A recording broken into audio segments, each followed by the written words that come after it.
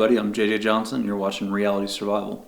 So recently I've been thinking a lot about as far as what should be your prepper group composition. And, the idea kind of initially started out as thinking, okay, if you could have the perfect group, what sort of people would you want to have in that group? What sort of skills would you want those people to have? And so we started, me and some guys that I work with, and my older son Tanner. We kind of started sitting down, we talking about, okay, what's the composition look like of a group, and so I'll share this list with you that we started out with here real quick. I just got a couple of notes here. So a blacksmith or a welder, a doctor, surgeon, or veterinarian would be the second one. Like a nurse, a corpsman, medic, EMT kind of guy, a dentist potentially even, maybe a soldier, somebody that's done demolitions, explosive ordnance disposal, that kind of stuff. Another soldier, maybe somebody who's really good at close quarters combat or, tactics, ambushes, that kind of stuff. More of an infantryman kind of thing. And number 7 would be maybe like a botanist or herbalist, a gardener, somebody who's really good at canning, some skills like that. Number 8 be like an electrician, plumber, handyman. All depends on what the disaster is, on who would be the most useful and whatnot. But they could all be useful in some way, I'm sure. Number 9, carpenter, mechanic, just all-around handyman, that kind of thing. 10, chaplain, psychologist, or a therapist, somebody in that mental health kind of field, and maybe 11 would be like a sniper, long-range shooting competitor, or 12 would be like a communications expert, ham radio operator, or somebody like that. So that was kind of the initial thing. We're like, okay, if you could have a group of like 12 people, these are probably like skills that would be really useful to have, and then you could have those people cross-train the other members of the group into these other, skills and that kind of stuff. And then we kind of got to the point where we started thinking, okay, when you look at this list, there's an awful lot of type A personalities on that list. And just the people that generally fall into those career fields and those kind of skill sets generally tend to be kind of type A personalities. And so that brought along the thought of, well, if we had that kind of a group, how well would that group get along? And so that kind of took the thought exercise in a radically different way than what we initially thought that it was going to be. So the idea of, putting together a group of people based on skill set alone is probably going to end before it ever really gets off the ground, in all honesty. And it's kind of a pipe dream that isn't really feasible for most people. So what I wanted to do then is start thinking about how just a guy out there, whoever's watching, who doesn't have a group right now, who doesn't belong to a group, what you could do reasonably and realistically to start putting together a group of people that you could rely on if there was ever any kind of a long-term disaster or something like that. Because putting together the group of people like I listed earlier, it's just not real feasible. And even if you did, the group dynamics is probably going to be such that it's not going to last very long. So with that in mind, we started kind of putting down some qualities or characteristics that I think you may want to look for in a group.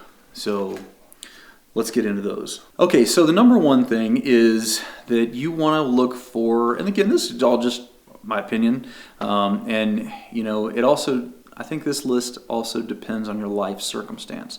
So this is probably going to be the most applicable to a person like me who's married with a family. If you're a single person, your list may be a little different, but I think these are the qualities and characteristics you're going to want to look for. So number one is families. You want to have families because families have skin in the game. They also already have a natural hierarchy and a closeness and bond in their relationship. So as opposed to having 12 single individuals who all have to form new bonds, if you already have a family, then they don't have to go through the psychological process of belonging to a new team. Okay? So families is number one. They've got skin in the game, and they're going to be dedicated to, the group effort. Number two would be people that you know well, and I'm talking about somebody that you could trust your children with, somebody that you've already formed a good type bond with, that you've known maybe for several years, those kind of things. Looking for somebody like that. Number three, people who have already faced adversity in their lives. And what I mean by this is not just necessarily somebody who's been in the military or deployed or something. All those might be good qualities, but maybe they have had family members who have dealt with cancer, or they've experienced loss in their life. And the reason that I think these people would be really good group members is because they have dealt with adversity before, and they're going to be more psychologically equipped to be able to deal with it again, most likely. There's a lot of people out there in this world who haven't had any sort of adversity. They've lived a posh lifestyle, born with a silver spoon. They've never faced anything like a situation like you might see in a long-term grid down kind of situation, or a really bad disaster or something along those lines. And they are going to be more emotionally handicapped just because of the shock of the situation than somebody who's already dealt with different kinds of adversity in their life. So that's the reasoning behind that one. Number four is, the jack of all trades, the people who know a wide variety of topics. Maybe they know a little bit about mechanics, a little bit about carpentry, a little bit about, plumbing. Could be they served 3 or 4 years in the Army. They know a little bit about tactics. They know a little bit about first aid. Just those kind of wide variety. When you think of a jack of all trades, you want to think about that guy who knows a lot of different stuff. That's going to be one of the guys you want to look for. Number five is people who have shown a willingness to learn over a lifetime and to educate themselves in stuff that they didn't already know. Some people are just by nature a jack of all trades, like the guy I talked about a minute ago. Other people have to work at it, and they are willing to do that. They're willing to go to classes. They're willing to better themselves. That person who is willing to dive in and to learn about new things is going to be a really useful group member, because they may have a responsibility or whatever that they get assigned, or whatever the case may be, and they're willing to jump in and figure it out and to learn about it. Those kind of people who have that attitude are going to be really, really useful, I think. Number six is people who share a similar faith or morals and values. People who have the same kind of value system as you do is going to really make things a lot easier. Nothing will cause tension in a group faster than two people with differing sets of morals. That is going to be a huge problem, and it's going to be a really important thing to have in your group. So even if you may not have initially thought that a person would be a great group member, if they share your values, they share your morals, then you should really consider adding them to the potential list. And number seven is other people that you've talked to who share similar ideas and values about how a group should be run or how things should be handled in an emergency situation. Now, these may be preppers already, and you may, gotten into prepping conversations with them, or it could be a non-prepper that you've spoken with about this, who, you're just putting out scenarios and talking about different things, and you've kind of gotten a sense on, how they feel about certain situations. Okay, so that was the last one on my list here, as far as the qualities and characteristics that you might want to look for people who would be in your group. And you may notice that being a prepper was not a part of that list, and that was intentional. Obviously, if you can find somebody who's already into prepping, then that would be helpful. But they don't necessarily need to be. Preppers are a small part of society. There's not a whole lot of preppers out there when you compare it to the whole. And so by you bringing in people into the prepping community and getting them on to think about the subject matter and that kind of thing, that is doing nothing but helping you and your community out, because when there is a disaster, more people will be prepared. So they don't have to be preppers right now. Don't worry about that so much. Getting people to think about prepping, to bring that subject up and that kind of thing, it really isn't that difficult to do. You can do it in a very roundabout way. You don't have to be real direct. And this recruitment period, if you want to call it a recruitment period, may take several months of kind of conversations and stuff like that. Because again, these are people that you know and trust, that you've developed relationships with. But let's say that you don't have anyone in your life that this is ringing any bells, that this is not making any sense for you.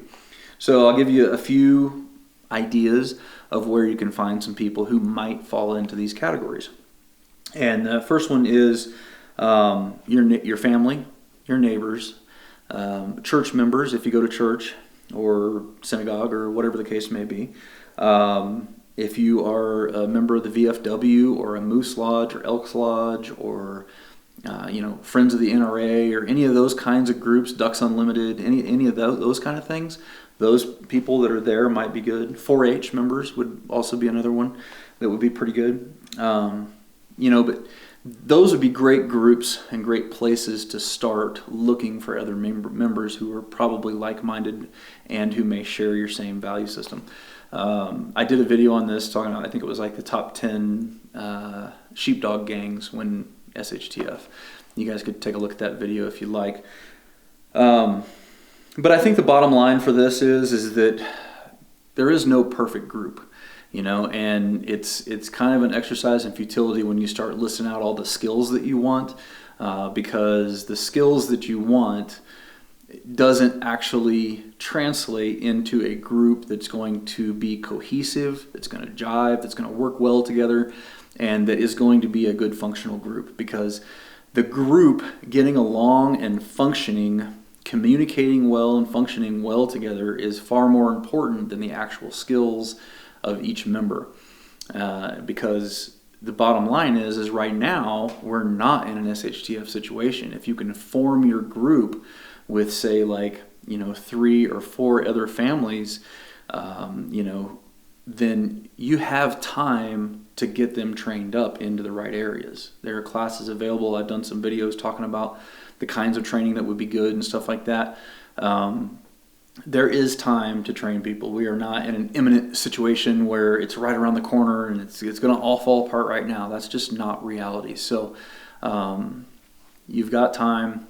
You don't have to have the instant prepper group, where you add people who are already preppers, they're already trained in every perfect category and all that kind of thing. It's just not a realistic value, or not a realistic goal.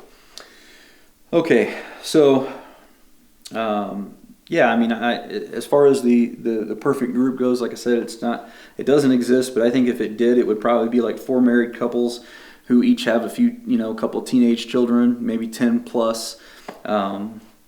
Who all get along well or are well versed in a variety of useful skill sets. They don't have to be the tactical toms and all that kind of stuff. I think if you spend as much time looking for group members as you do putting into your other preps and stuff like that, that will be time well spent.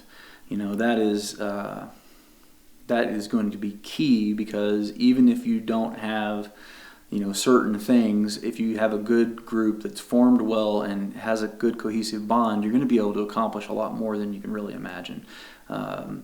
People have a very high capacity to overcome adversity, especially when they have skin in the game and when they care about the other people that they're working with. Okay, so that is just some thoughts on the qualities and characteristics of what a prepper group should look like. What kind of people that you want, what you want to look for, and all those kinds of things. Again, don't be so focused on skills. Don't be so focused on whether or not they're preppers. Be focused on the bonds that you have with those people and the relationship that you have with them, and worry about getting them, guided in the direction of prepping slowly over time, and you should be fine. So anyway, I would love to hear your thoughts on what a perfect prepper group would look like. How would that be composed? What it would be comprised of? If you think that I'm missing the mark here, then that's fine. Go ahead and let me know in the comments below. I definitely appreciate it. For those people who use the Amazon link and who have been using the Amazon link, definitely want to say thank you for that. It has made a big difference in the adpocalypse era of YouTube. It really keeps the channel going and helps me to keep it free, keep me from doing any kind of Patreon or any of that kind of nonsense. So I definitely appreciate it. I also appreciate when you guys click the thumbs up button, when you share it with your friends on Facebook, Twitter, and Google+. And don't forget to live the 6 Ps. Proper prior preparation prevents poor performance. Stay safe, guys.